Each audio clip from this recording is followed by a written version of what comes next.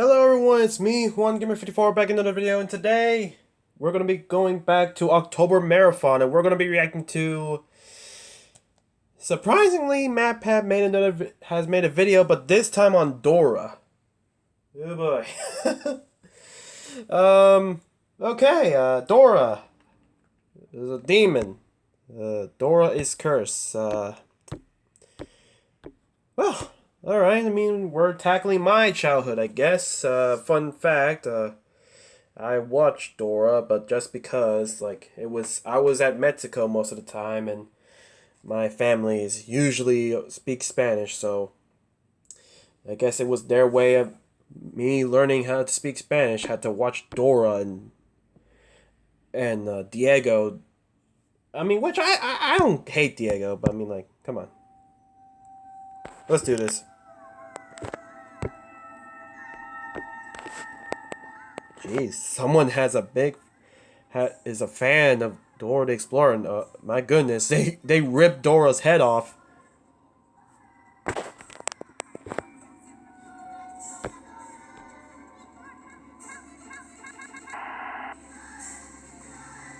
What? I'm sorry, excuse me, what?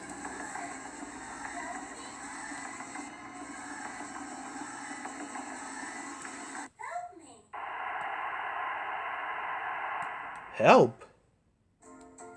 Hola, Internet. Bienvenido a la teoría del cine. Today we're the... MatPat, please tell me you weren't trying to speak the Latino speaking. You know, I'm just gonna... I don't want to... Yeah, you know, let's just move on. Show that needs your help. Can you see the subscribe button?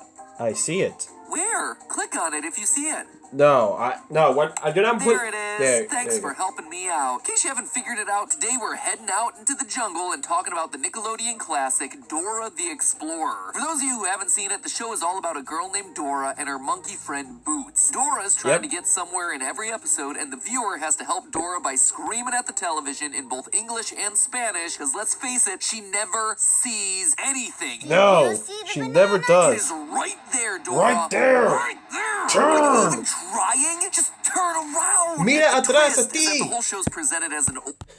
You see, I can speak.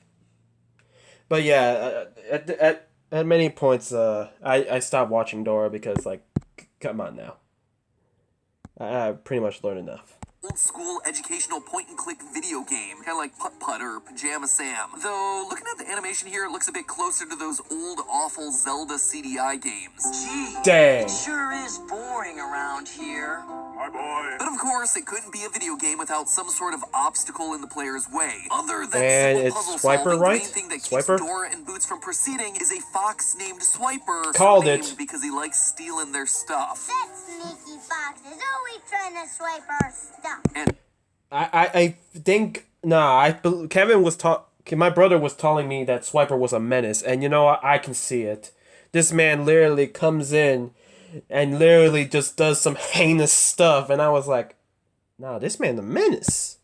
just like everything else in the show, Dora doesn't ever see Swiper coming. So we, the viewer, are left screaming at our TVs whenever Swiper shows up like Walter yelling at Jesse. Thankfully, stopping Swiper in his tracks is super easy. All Dora, Boots, and the viewer have to do is politely ask him to stop 3 times. Swiper, no swiping! Swiper, no swiping! Swiper, no swiping! Oh, man. Yep, Swiper just snaps his fingers and gives up. Kind of like he's thinking, well, what else am I gonna do? They asked me to stop after all. But something about Swiper that's always bothered me is that this strategy actually works. Without fail, just standing there and repeating Swiper, no swiping a few times gets him to stop and just go away. It is strange, especially if this is a video game. Even if we assume that the viewer is supposed to be playing the Dora game and also telling Swiper to scram, that's not really a game mechanic that I've seen before. And believe me, I've seen a lot of game mechanics through my years, theorizing over at our sister location, Game Theory. You see, loyal theorists, I believe that there's a dark secret hidden under Swiper's adorable little feast. And what is that, MatPat? Fox need to remain anonymous.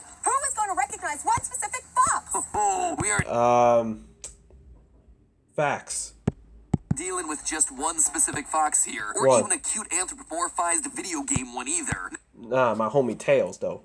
Despite Dora the Explorer appearing to be a harmless educational kids show on the surface, And its it's- mischievous fox villain is actually a demonic spirit from HE double hockey sticks. What's more, Dora's Swiper no swiping chant is her desperate attempt to ward him off. But sadly, Swipers trapped Dora in a fate worse than death. Oh yeah! It's gonna be one of those episodes, friend. Okay, MatPat, you lost me here, and I know you're going to convince me, but what? Let me guess. It's because of Amanda the Adventurer. Is that about? Swiper is that monster. Dora is supposed to represent Amanda, which is kind of ironic because Amanda is supposed to represent Dora, but you know, vice versa. You know. Can you say secret dark lore? Great, then let's jump to it. To begin, You why ain't would scaring I me with that, possibly MatPat. think I'm that prepared Swiper now. could potentially be a demon? Well, first off, foxes are often depicted as spirits by cultures all over the world. In West Africa, the Dogon people believe that their trickster god is a pale fox. Japanese legend Okay. tells of shape-shifting fox spirits called kitsune. In classic Yeah. Greek mythology, the god of I know wine about and that. fertility Dionysus often sends a giant fox to devour the children of Thebes. Seems a bit extra for a god of wine and fertility. But then I saw that Dionysus was also the god of insanity, so yeah, it checks out. Anyway, you get the idea. Foxes are commonly associated with magic and all sorts of folklore, but still, why would I possibly think that could apply to Swiper in this particular instance? Well, Yeah. Swiper's depiction in the show lines up real well with two types of evil fox spirits in particular, both of which Dora would be aware of based on where the character comes from. While we can't be sure exactly where Dora originates, we can get a pretty good idea thanks to how she was designed. According to Nickelodeon, they didn't want Dora to be from any specific country because they wanted all Latino children to be able to see themselves within the character. So instead, Dora was developed to be pan-Latina, representative of the diversity of Latino cultures across Latin America. And wouldn't you Okay. know it, but several Native American and Central American cultures have foxes featured prominently in their folklore, mostly as tricksters, thieves, and bad omens. In one Okay. very specific example, the Tzotzil Mayan people of what's now modern-day Mexico saw the fox Hey. as a very evil animal. So, since Dora is meant to be a mishmash of all those varied Latino cultures, she'd likely be aware of these sorts of stories. Additionally, since we know that Dora was created to represent the entire region of Latin America, we can look at the breakdown of religious affiliation across the region and see that 90% of Latin Americans are Christian, with Yep. 69% of them being Catholic. So Dora would likely also be familiar with how 69. Christianity, and specifically the Catholic Church, has viewed foxes in the past. And Yeah. let's just say that Catholicism has not been kind to these critters. In fact, one of the most famous Catholic depictions of foxes has them literally stealing important items. I suppose you could say that they were swiping them. In the 8th century, author Okay, that Rudolf was bad, Fulda Matt. wrote the Pet book peeves. Life of Lioba, chronicling the Roman Catholic saint Nun Lioba. The book tells of a nun who once lost the keys to her chapel. Convinced that the lost keys were the work of the devil, the chapel nuns gathered in another building and chanted prayers for their return. Soon after, a fox was found dead outside the front gate of the church, with the keys in its mouth. A fox with stolen keys, you What? say? Seems familiar. Swiper no swiping. You're too late. Yep, literally Yeet. the first episode of the first Menace right there. Kevin literally told me that this man threw the key they needed into a bunch of other keys. Nah, if you ever do that, we scrapping. season of Dora the Explorer, Put 'em up. Swiper steals keys. It's one of the very first things that we see this character do. If that wasn't intentional, well, it is certainly one heck of a coincidence. And that's not all. Apparently, old school Christianity saw foxes as even worse than simple thieves. We know this thanks to a 13th century book called the Bestiary, which was basically like a strategy guide for medieval knights to know which animals were going to give them the most experience points. Christians of the era saw many animals as representative of moral ideals or failures, and the Bestiary was a Okay. collection of this sort of knowledge. Cranes, for instance, represented guardians that brought physical goods to the needy. You want to take a Really? guess as to what foxes represented? Literally the devil. Yep, just under What? very helpful tips like the fox being a deceitful animal that never runs in a straight line, the Also- Bestiary tells us that foxes represent demons that trick and harm those who have wavered in their faith. Basically, Oh, come on. Getting a makeover. Demons that trick and harm those who have wavered in their faith. Basically, there are huge parts of Dora's likely upbringing that would have been telling her that Swiper isn't just a Don't sneaky trust fox trying him, to he's steal an her demon. stuff. He's a demonic spirit. Perhaps even the devil himself come to haunt her as she goes about on her adventures. But which why, makes though? it interesting to see what Dora does when she and Boots confront Swiper in the show. Swiper, no swiping. Swiper, no swiping. Swiper, no swiping. Dora and Boots, and the viewer, if you choose to participate, extend a hand out and chant the words, Swiper no swiping. You want to know what that resembles? An exorcism. Now, What? before you rush down to the comments and say, Matt, that is a bit of a stretch. Trust me, I know it is. But for as ridiculous as it sounds, Okay, as much as I want to be with y'all on this one, saying that MatPat has lost it. Now thinking about it, why did you have to put your hand out? Or you just could have just opened your arms like Piccolo does to protect Gohan and literally say it. I don't know, something. But why did you have to bring out the hand? I don't know. what Dora's doing here is an exact description of some types of exorcisms. First of all, according to Of Exorcisms and Certain Supplications, which was written by the Vatican and approved by the Pope, exorcists are instructed to extend their hands out towards the possessed person or demon during the ritual. From there, they're told to use a spiritual incantation, basically chanting a rhythmic word or phrase over and over to force the spirits to behave. Finally, using Swiper's name is also a practice specifically used in exorcisms. According to Cesar Truqui, an exorcist for the Catholic Church of Switzerland, quote, naming something or knowing its name means having power over that thing. So by specifically calling out Swiper, Dora is giving herself power over him. And most importantly of all, like I mentioned earlier, this actually works for some reason. It always gets Swiper to go away. Okay, so that's a lot of evidence pointing to Swiper being some sort of demonic spirit, but why? Yeah, Does why? it matter if Swiper is some sort of supernatural, otherworldly entity if it's all happening inside of a video game? The whole exorcism chanting as a game mechanic still doesn't make a ton of sense, and something like just getting the player to click on Swiper to stop him would work a lot better. And it's not like we see a mic setup on the computer inside the show. The vocal input of the player saying Swiper no swiping just wouldn't work with what we've seen. All around, this chanting mechanic just seems like a weird thing to program into your game, unless of course it wasn't programmed. And Swiper... Yeah, like if we're talking like if Dora was like, you know, like back in the day where Dora first debuted, we didn't have games, like I don't know what game it was. Like I don't know what game hold on. Okay, I got some here. There's In Silence from the PC. We also had The Seep as well, and as well as Escape the Aowaki from the PC as well. Like all three of those games had used a player's mic, but I'm pretty sure those games came out of this time, or at very least last year. Okay, I doubt, so there's no way it could happen in Dora unless Dora was taking place in real life, like in the last year, like 2021. So, yeah.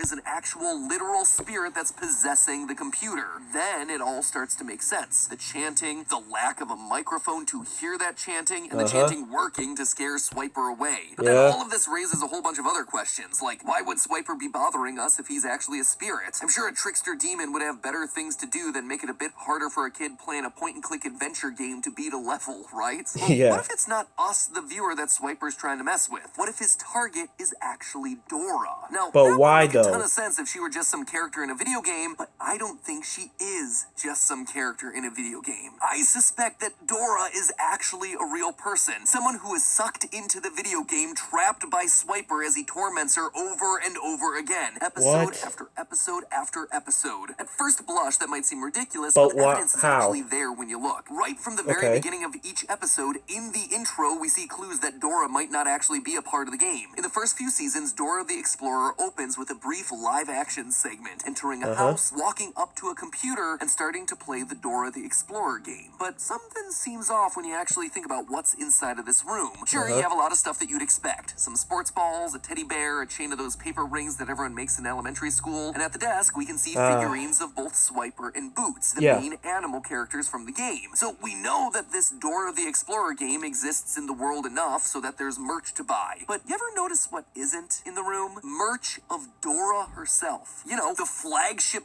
character of both the Maybe game they just don't like and this Dora. show all about playing that game. The only thing that even comes close to resembling Dora in the room is this child's drawing that, I guess, kind of resembles her. Either way, it seems strange that whomever lives here is a big enough fan of Dora to leave it running on their computer so they can decide to run into the room and play it at any moment, but then to not have any merch of the main character. Speaking of, that is also a weird detail here, right? No one in the room. It's deserted, and yet the computer was left on with the Dora game booted up, ready to play. What if what we're walking yeah, into that with is the kind of intro here strange, is the to be direct honest. aftermath of Dora being sucked into the computer, forced to play the game in person That for is the kind of amusement weird, of a to be certain honest. little Why would Fox you leave the demon. game Now, off? those That's details wasting about the intro electricity might seem bills. circumstantial on their own, but the weirdness only continues when you start to consider the ending credits. Early on in the history of the show, a lot of Dora the Explorer's endings featured small little mini games while the credits rolled. The most common Really? of these was Character Find, which is pretty much exactly what it says on the tin. A list of characters would pop up, and the computer cursor would pick one, and then they would hide, poking their head out as the cursor tried to find them. Now, the characters Okay. that pop up for this are largely what you'd expect. Main characters like Boots and Swiper, recurring characters like Benny and Map, even Yeah. characters who only guest star, like Whizzle. And yet, across the 88 Whizzle? times that this minigame pops up, can you guess who isn't chosen? Dora.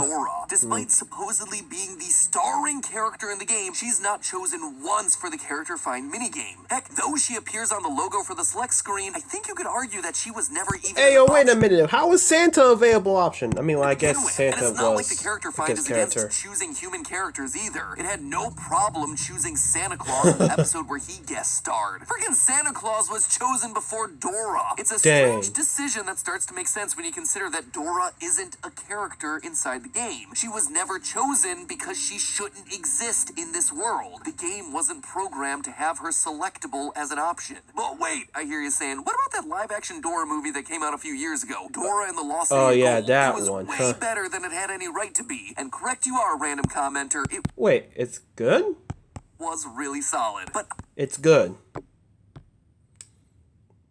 Alright, I'm gonna check it out then. I understand what you're trying to get at here. The beginning of Dora and the Lost City of Gold really frames a lot of the fantastical adventure Dora goes on as just happening inside of her head. So that means that our demon Again?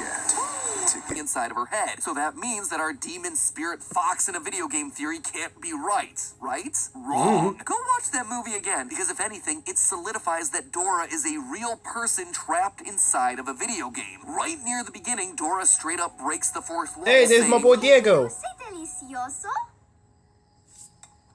Yeah, Dora can clearly see us, the audience, and yet no one else can. She is Boy. aware that she's in a game, despite everyone else trying to convince her that she's not. Almost like it's a fox demon gaslighting her. She'll grow out of it. Monkeys can swing and climb and talk to us. No, they can't. Boots isn't talking to you. Oh, but he can. You're not a kid, but you're not a grown-up either, Dora. What? It's possible. And he's not That- the only that's animal who does Boots? either. Swiper's in this movie, tormenting Dora and her friends, and guess what? He can talk too. Swiper at the ready. Swiper, yes, swipe.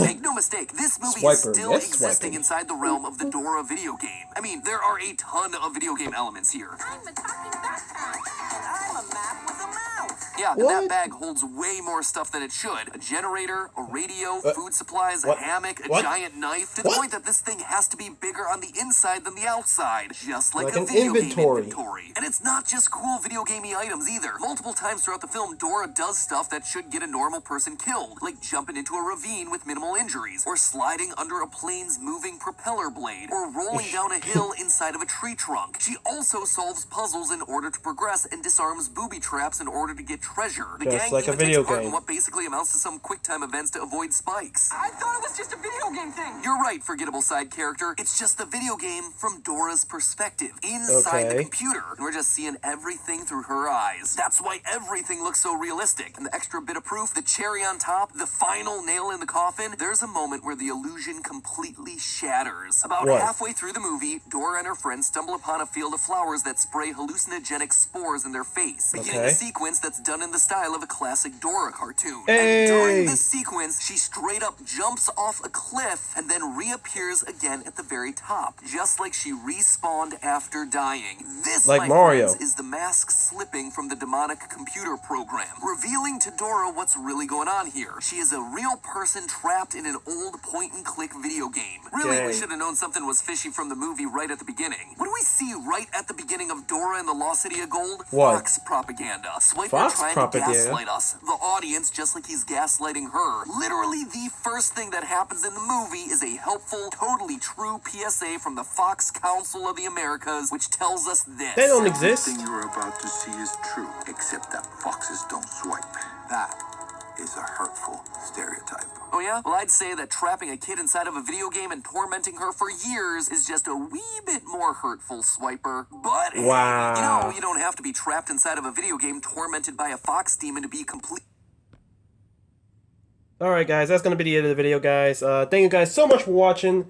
Like, comment down below to see what you want me to react to next. Subscribe and ring the bell so that way you don't miss a video. 1Gamer54 signing off.